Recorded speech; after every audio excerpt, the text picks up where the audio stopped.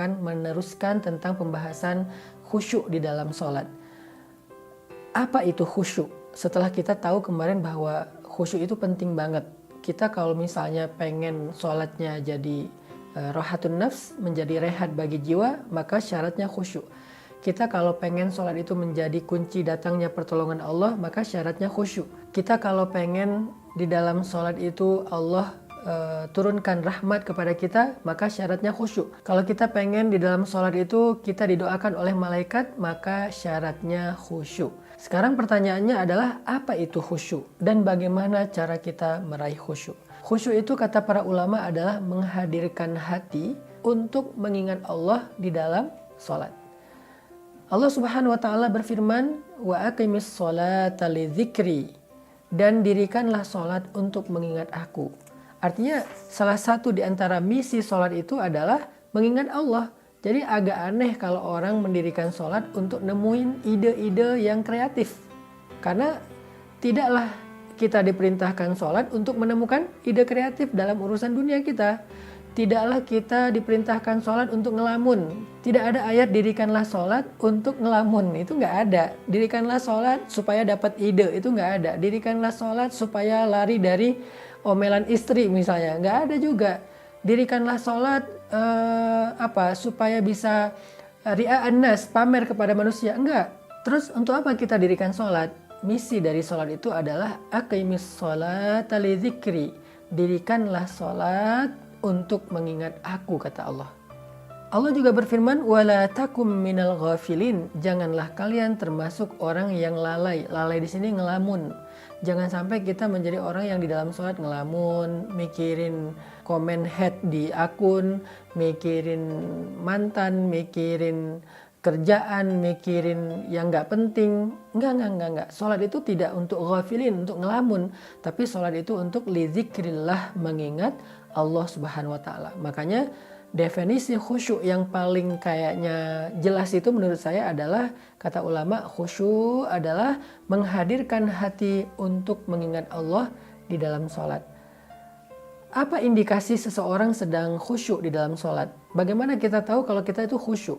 Satu, ketika kita lagi sholat, kita ingat Allah aja, nggak ingat yang lain. Allahu Akbar. Kalimat pertama aja yang kita ucapin dalam sholat itu adalah kata Allah. Berarti saya lagi menghadap Allah nih, bukan lagi menghadap mertua, menghadap pasangan, menghadap bos, menghadap investor, menghadap guru, menghadap siapapun. Allahu Akbar, saya lagi menghadap Allah. Berarti sekarang yang ada di hadapan saya itu adalah Allah Subhanahu wa taala. Jadi kalau kita pengen tahu kita khusyuk apa enggak, coba kita rasakan kita lagi ingat Allah atau lagi ingat yang lain dalam sholat.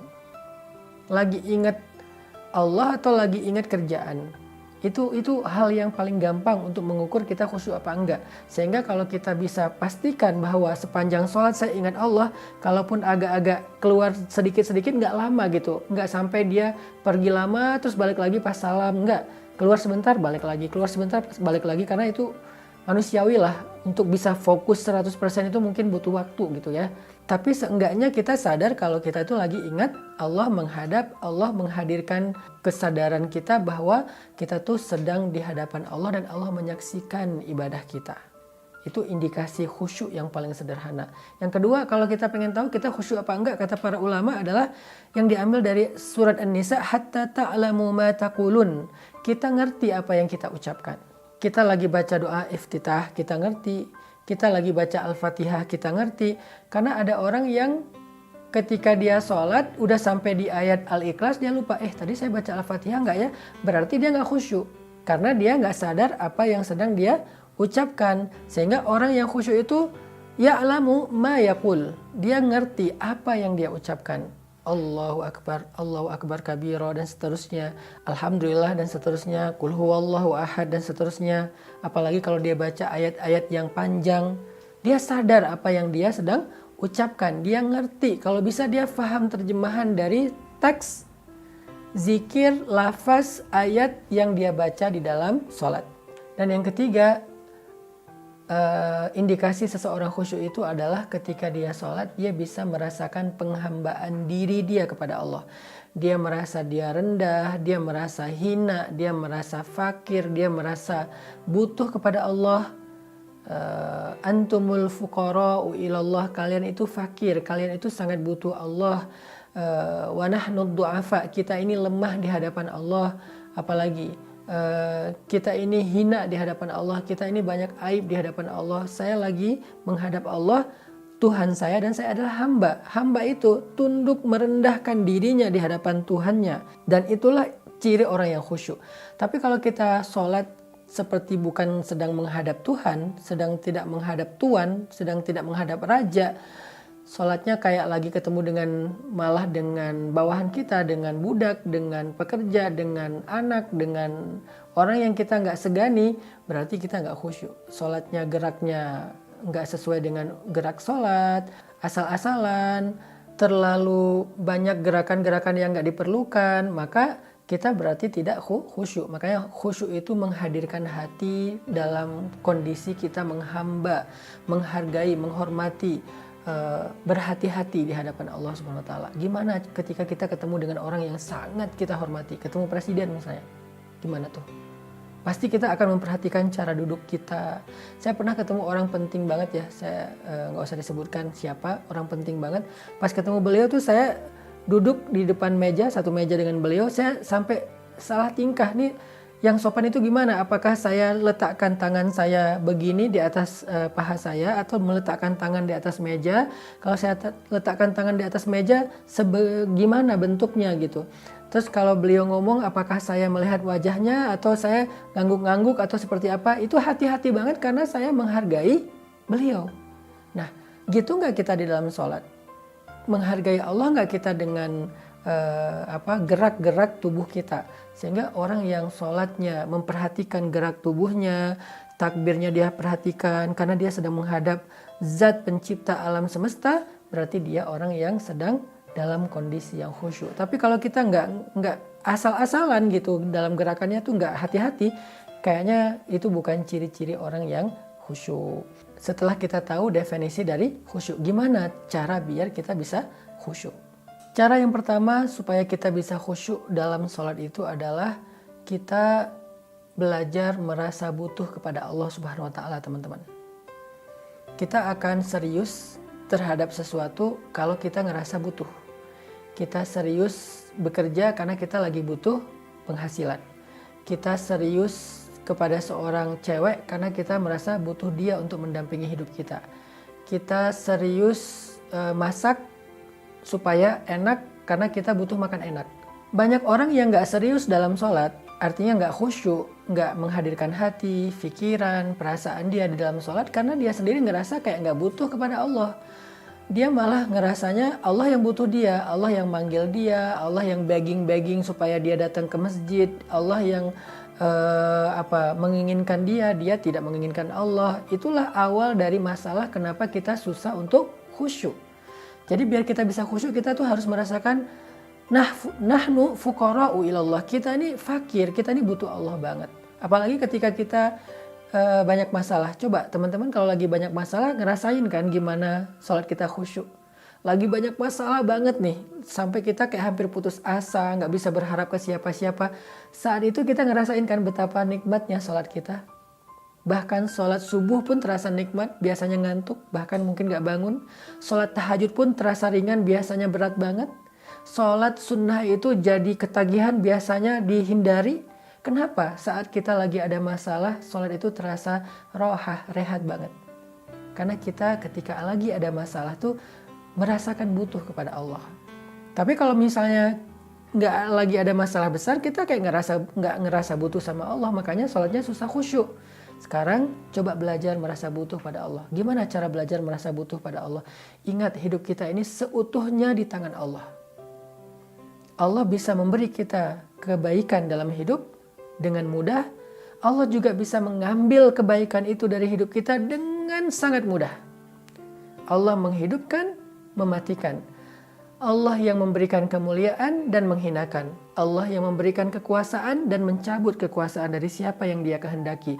Seutuhnya hidup kita itu biyadihil mulk, di tangan Allah Subhanahu wa taala. Sehingga gak ada satu detik pun yang kita gak butuh Allah. Kalau kita nggak butuh Allah untuk memberikan kita pertolongan dalam masalah, setidaknya kita butuh Allah agar Allah menjaga nikmat dalam kehidupan kita supaya tidak dicabut. Kita selalu butuh Allah. Itu hadirkan terus.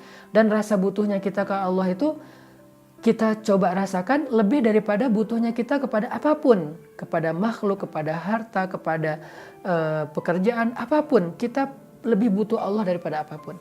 Karena semua yang ada dalam hidup kita itu tidak akan terjadi kecuali dengan izin dan kehendak Allah Subhanahu wa Ta'ala. Hadirkan rasa butuh kita kepada Allah, barulah kita mudah untuk khusyuk. Yang kedua, gimana tips supaya bisa khusyuk? Coba pelajari makna dari setiap lafaz sholat yang kita baca. Baik itu doa, zikir, ayat, coba pelajari apa terjemahannya. Karena kalau kita nggak tahu artinya susah buat khusyuk. Kita nggak paham apa yang sedang kita baca. Kita baca misalnya kalimat Sami'allahu liman hamidah. Allah mendengar siapa yang memujinya. Kata imam. Lalu kita mengucapkan Rabbana lakal hamdu wa lakas syukru misalnya. Atau Rabbana lakal hamdu hamdan katsiran thayyiban mubarakan fi. Kita ngerti nggak maksud dari kalimat itu? Coba pelajari terjemahannya. Kita baca misalnya Inna salati wa nusuki wa mahyaya wa mamati lillah. Tahu nggak arti dari kalimat Inna salati wa nusuki dan seterusnya? Kita membaca Subhana Rabbiyal A'la. Tahu nggak arti dari Subhana Rabbiyal A'la? Dan banyak lagi lafaz sholat yang harusnya kita ngerti terjemahannya. Baru kita bisa khusyuk. Yang terakhir teman-teman, cara biar khusyuk itu adalah hindari hal-hal yang membuat pikiran kita ke distract. Nabi itu serius banget dalam sholatnya. Sampai Nabi pernah lagi sholat, Nabi memperhatikan satu helai kain di depan beliau yang punya corak gitu ya. Sehingga setelah beliau sholat, kain itu ditutup sama Nabi karena mengganggu sholat Nabi. Bahkan Nabi pernah juga di atas mimbar lagi khutbah, tiba-tiba mencabut cincinnya dan meletakkannya. Lalu Nabi mengatakan, cincin ini telah membuat saya tidak tenang. Sekali melihat cincin, sekali melihat kalian, kata Nabi. Artinya, saking menghargai sahabat, Nabi pun mencopot cincin di tangannya supaya bisa menghargai sahabat yang sedang Nabi nasihati. Apalagi dalam sholat, Nabi itu nggak mau ke distract dengan apapun. Makanya sholat yang paling baik itu tengah malam, karena inna nasyi'atal lail hiya asyaddu wat'an wa aqwamu qila. Sholat di tengah malam itu lebih tenang, lebih bisa fokus, hindari hal-hal yang membuat ke distract pikiran dan perasaan kita. Sebelum sholat, bereskan dulu urusan kita supaya sholat kita nggak terganggu dengan urusan itu. Makanya ada hadis qaddimul asya alal isya, dahulukan makan malam dari sholat isya. Artinya kalau kita lagi lapar banget habis pulang dari perjalanan jauh, maka makan dulu sebelum sholat. Kenapa? Biar kita sholatnya nggak ke distract dengan rasa lapar.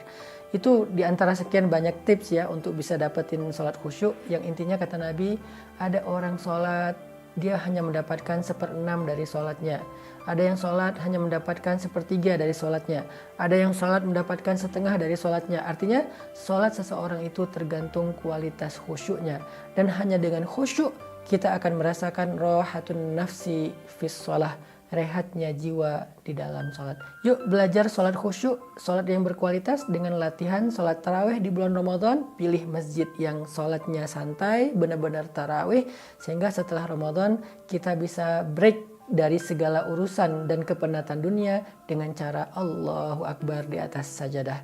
Semoga kajian ini bermanfaat. Barakallahu fikum. Wassalamualaikum warahmatullahi wabarakatuh.